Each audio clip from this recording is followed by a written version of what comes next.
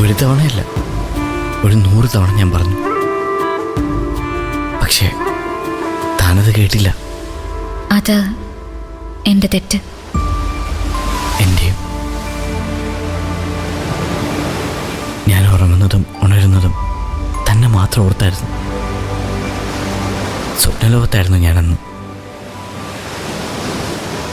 സ്വപ്ന യാഥാർത്ഥ്യമായപ്പോൾ ഞാൻ തൻ്റെതായില്ലേ?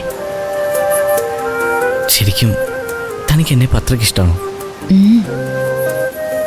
ഒരുപാട് ഒരുപാട് ഒരുപാട്.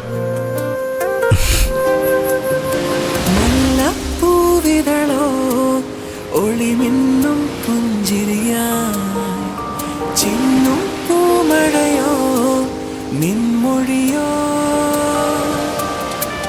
ചെല്ലക്കാറ്റല നീ പൊന്നില്ലിക്കാടായി ഞാൻ ഒന്നായി ചേർന്നിടുവാൻ ഉൾക്കൊതിയാ.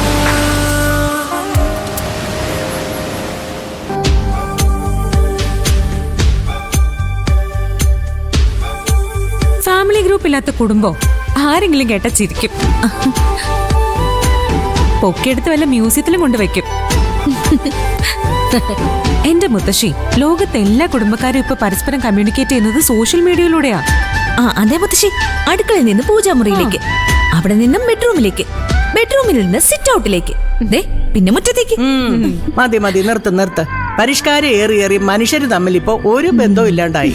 ഇവിടെ ഇപ്പോൾ ആ പ്രശ്നമില്ലല്ലോ മുത്തശ്ശി. ഒരു ഫാമിലി ഗ്രൂപ്പ് ഉണ്ടാക്കിയെന്ന് വെച്ച് നമ്മളാരും തമ്മിലുള്ള ബന്ധം ഇല്ലാതാവുന്നില്ലല്ലോ.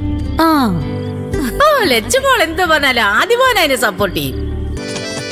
കണ്ടില്ലേ, നിസ്സാര ഒരു ഫാമിലി ഗ്രൂപ്പിന്റെ കാര്യത്തിൽ പോലും അവർ രണ്ടും ഒന്നാണ്.